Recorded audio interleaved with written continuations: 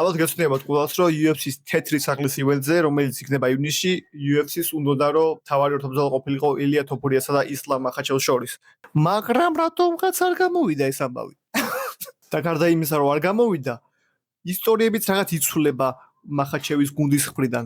თავდაპირველი ინფორმაცია რაც ჰქონდა გულშემატკივრებს ამ ჭუბის ვერ ჩატარების არის, რომ ისლამ მახაჩევს ტრავმა ჰქონდა ხელზე, მაგრამ რამოდენიმე დღის მერე ვხედავთ, რომ ვიდეო უსწრებს ისლამ მახაჩევი როგორ უბათქუნებს გრუშას. ანუ ეს მიზეზი გამოირიცხა.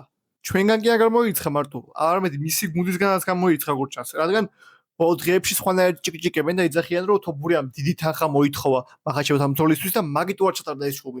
ანუ უკვე აცდენაა მათ ლაპარაკ შორის, რომელი იყო თავიდან ვიცოდით, რომ ტრავმა იყო მიზეზი, ეხლა ამბობთ, რომ თოფურია ჩაეხსდაო, ჩვენ კი არ ჩავეხსენით რა, თოფურიას გამო არ შედგაო.